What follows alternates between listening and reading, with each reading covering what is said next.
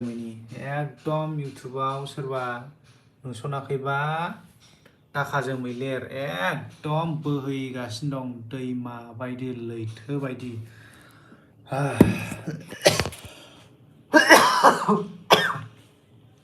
जिखुनु आंना देहा थिग गैया उन्दुनाय गैया सानथामसै फासथायाव उन्दुयो 9थायाव सिखारो 8थायाव सिखारो बिदि जागासिनो दङ मेगन मोदै जागासिनो दङ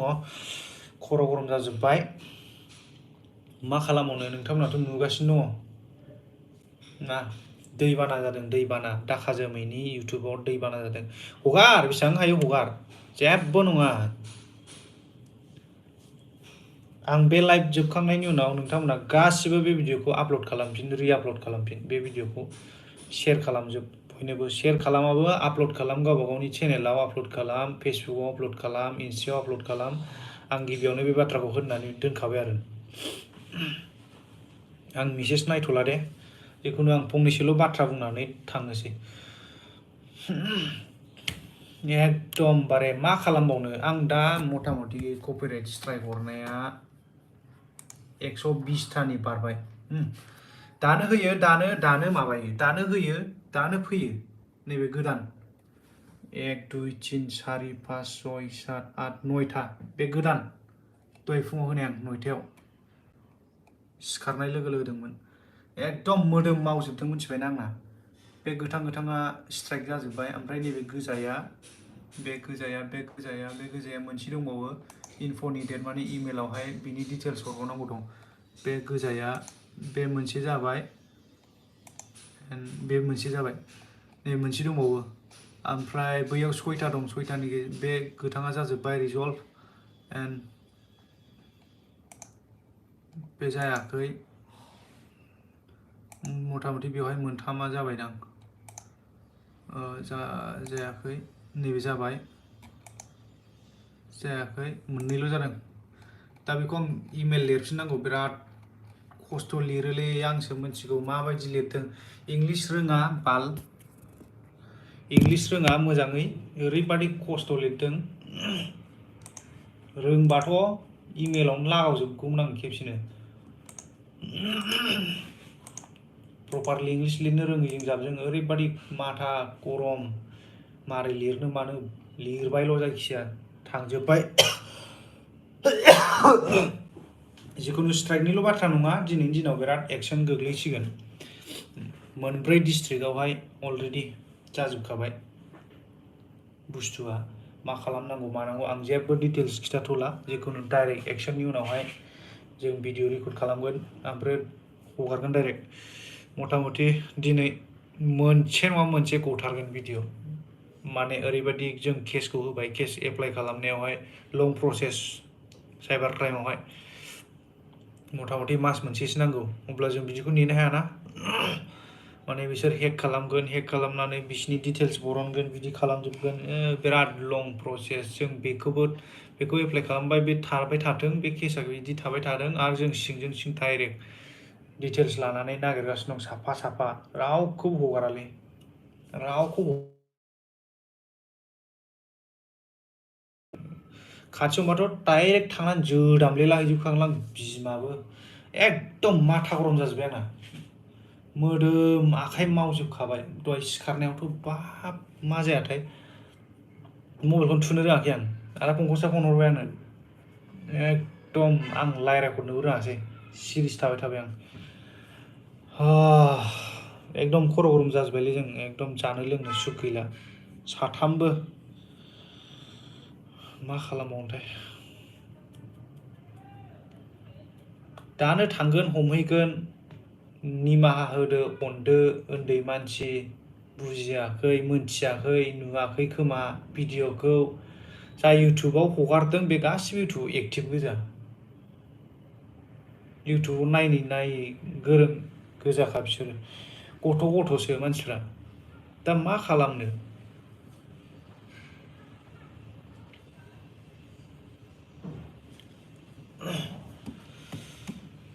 जिखुनु बेसेबां हायो नोंथांमोना हेल्प खालामनांगोन आं जोंखौ गामियावहाय जाय चेनेलफोरा हगारदोंब्ला मोनथियोब्ला स्रोदै खबर खालाम कल खालाम आंनाव डाइरेक्ट नाम्बारा ला 7896911238 7896911238 बे आंनि नाम्बार पार्सनेल नाम्बार आं रावनोबो शेयार खालामाखैमोन बे नाम्बारखौ कल खालाम चेनेलखौ मोनथिबानो कल खालाम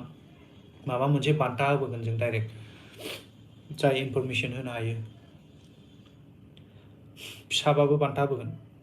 जास्ट कल खालाम इनफर्म हर नागारालै रावखौबो आं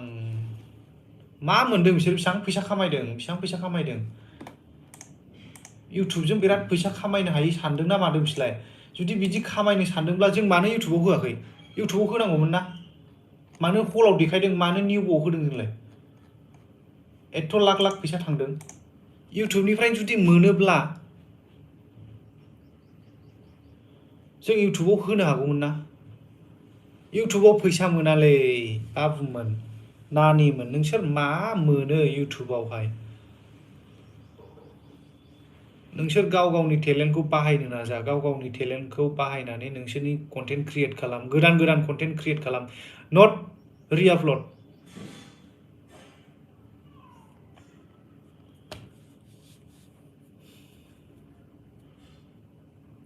जाय चेनेल गिदिर बिथांमोनाथ' हगारखाया बिसोरथ' मिन्थिखायो जाय फैसा खामायग्रा बिसोरथ' हगारखाया जायफोरनाव $1 $2 बिदि हाबहांदों बिसोरथ' खामायखाया जायफोरा माने मनेटाइज जाजेनाखै बिसोरसो हगारखायो माने मोनथिया बिसोरो ना माने बेखौ हगारनानै भिउस लानानै मनेटाइज खालामसै आरो दानफिनसै बिदि नोंसिनि टारगेटआ ना बिदि जाया मालाबाबो बिदि जाया जों इसेबां मास मोनथाम मास मोनब्रै इसेबां खस्थ' खालामनायखौ बिदि 1 मिनिट बिदि 1 घन्टा 2 घन्टानि गेजेराव जुदि स्पइल खालामबा मा जागोन नोंथांमोननि जों ब्लग बानायनाय भिडिअखौ जों रिआपलड होयोब्ला नोंनिफ्राय बांसिन भिउस लायोबा नों माबायदि मोनगोन हो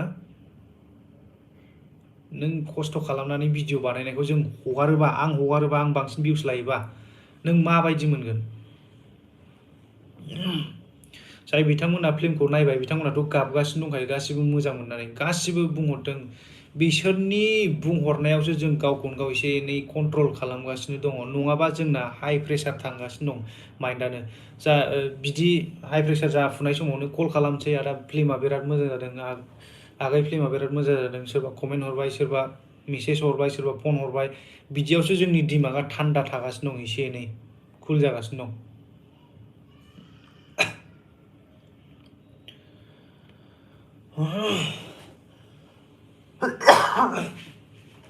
जाय बिथांमोनाथ' नायदों बिथांमोनाथ' मोजां मोनजोबखाबाय जिखुनु नोंथांमोना गाबगासिनो दं सिनेमाखौ नायनानै जोंहा गाबगासिनो दं भिउसखौ नायनानै निउब'आव भिउसखौ नायनानै जोंहा गाबगासिनो दं माला सासे बारायो माला सानै बारायो माला साथाम बारायो माला बिदि बुरजा जागोन भिउसआ बिदि बुरजा जागोन जा बेखौ गाबगासिनो दङ नोंस्राथ' भिउसखौ नायनानै माबा सिनेमाखौ नायनानै गाबबाय दे जेबो नङा जाबाय जोंहा भिउसखौ नायनानै गाबगासिनो दं मानो होनब्ला इउटुबाव फिसा फिसा हगारगासिनो दं इउटुबाव नुखायोबा जों मानो निउब'आव नायनो ना बेसो खोथाया इउटुबावनो फिसा फिसा जों नायलांगोन देनांसिमहालागै ओंखारखागोन अब्ला जों मानो निउब'आव नायनो नायनाङालै मा मोननो फैसा हरनानैलाय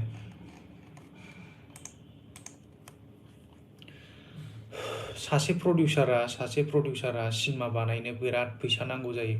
जों हारसिं हाया हिसाबै जों साथाम लोगो नांनानै जोंनाव साख्रि गैया मा गैया जों साथाम लोगो नांनानैसो जोङो बानायदों फिल्मखौ साथाम लोगो नांनानै जों फिल्मखौ बानायनायावहाय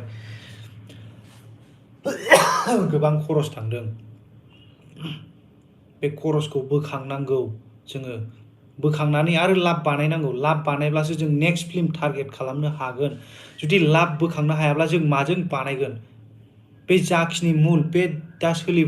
सोलिबोनायसिमावनो जोबलांजोब्बाय फैसाफ्रा दा जोंनाव मुलानो फैयाखै आरो लाबखौल' मा होननो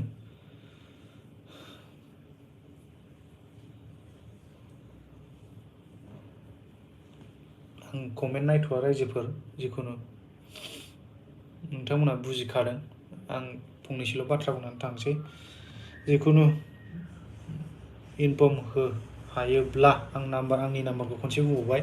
7896911238 नोंथांमोना अननानै प्लिज आंनो जानला मोनला खोथानि थाखाय कल दा खालाम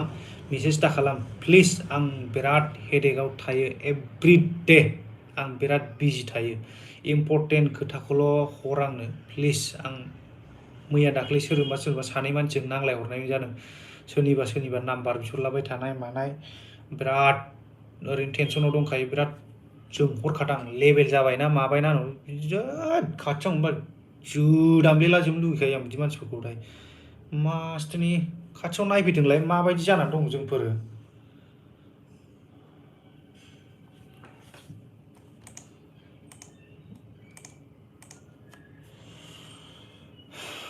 स' गाइस बेनोसै आं बारा गोबाव बुंनो थांला आंखौ बिदि हगारबाय थाबा कन्टेन्ट क्रिएट खालामदोंसो मालाय बिदिसो सानलायलांगोन खोमा आंनो नाङा भाई बिदि भिउस बिनि फैसा इउटुबनि फैसा आंनो नाङा मिथिबाय बे आंनि लाइफनि फैसाखौ नाङा बयबो आपल'ड खालाम बे भिडिअखौ जाहाथे मेसेज थाङो बैसिनिसिम आं बेखौसो लुगैदों जाय हगारग्राफोर आरो हगारनो नागिरदों दासिमाव आरो आं नै 2 घन्टा ना आधा घन्टा 1 घन्टा गेप जाबायना बे 1 घन्टा गेपआवनो हगारलायबाय खोमा 10थासोआ होनांसिगौलाय नै आंहा सानसे आं बिदिनो गसंबाय थानांगौ नेट पेकआ सोगासिनो कम्पिउटाराथ' बिराद गिदिर बिराद थाङो नेट पेकआ सोगासिनो वाइफाइ ब्रडबेन्डबो गैया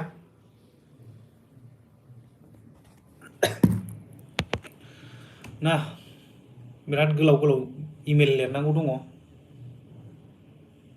बेलेग लेन्डनि लानानै हगारदों बे लेन्डखौ लानानै इमेल लिरनांगौ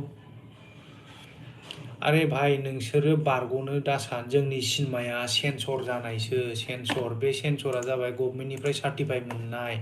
बे जों बेखौ जों गोसो बायदि खालामनो हायो जुदि सेन्सर गैयाबा नोंसोर गावसिनि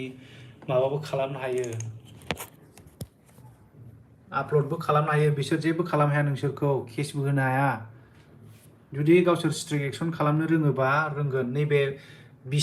जोंनि बे बिसानिया खामानि होबावा केसावहाय खमजुरि खिन्थु जोंनाव सेन्सर बर्ड दं बे सेन्सर बर्डआव जोंना बिराद फैसा थांदों र'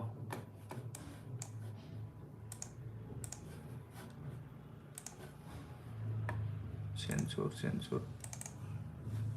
नैबे जाबाय सेन्सर बर्ड जों बे रेजिस्टार आइडिनि थ्रुयै जों गासिबो खालामजोबनो हायो बे रेजिस्टार आइडिनि थ्रुयै जोङो नोंसिनो स्ट्राइकबो हरनो हायो एभ्रिथिं खालामनो हायो जोंनाव बे दङ दाखा जोमैया रेजिस्टार मिथिबाय नोंसोरो माने आपल'ड होनानै बेसोरो आपल'ड होग्रोखायाखै आंखौ कपिराइट स्ट्राइक हरनो हानाय नङा बिदि दासान हायो हरगासिनो दं आङो नै हरनोसो हास्लाबाखै सोर साबसेया होगासिनो दङ दानो होयो दानो हरो दानो होयो दानो हगारो दानो होयो दानो हगारो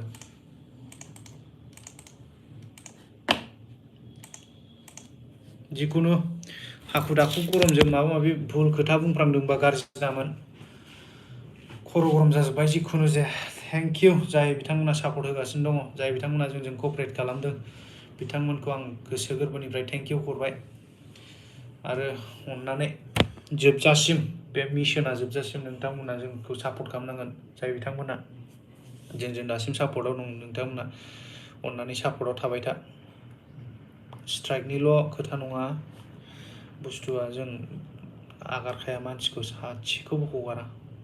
एकदम सिरियासलि सासेथ' दहाय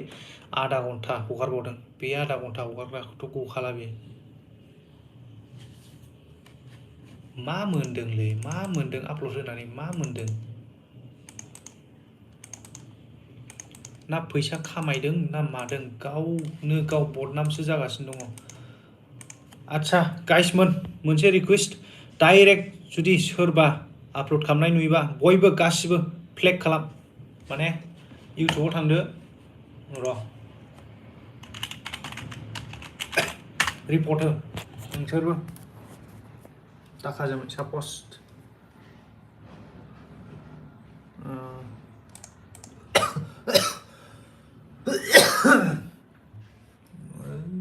फैजोब्बाय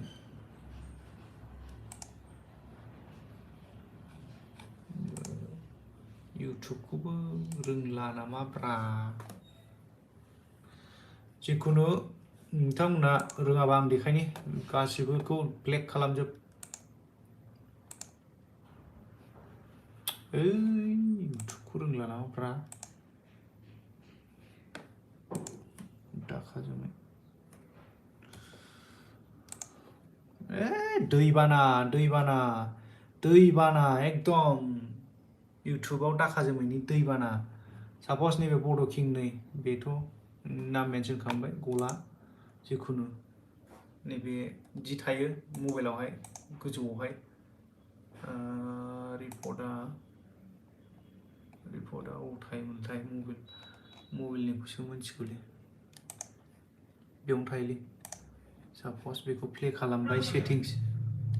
मोनसे अपसन दं नैबे सेटिंस अपसनावहाय मबाइलावबो दं बियो होद बाल अबाव दंब्रा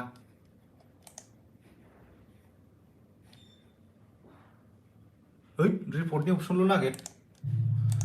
माखा डाइरेक्ट रिपर्टनि अपसन नागिरदो माबा फ्लेग लिरनाय थायो बे फ्लेग लिरनायावहाय थुजोब बयबो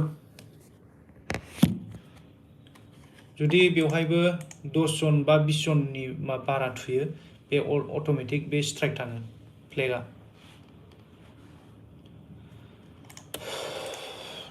जिखुनु आं दोनथ'बाय नोंथांमोना दासो जुदि जइन जादोंबा लाइभआवहाय फार्स्टनिफ्राय नायफिन हायोब्ला अननानै आरो बयनोबो शेयार खालाम आरो बयबो आपल'ड खालाम इउटुबाव दानो फेसबुकआव आपल'ड खालाम नङाबा any in social media you can upload the video okay bye bye thank you दोननोसै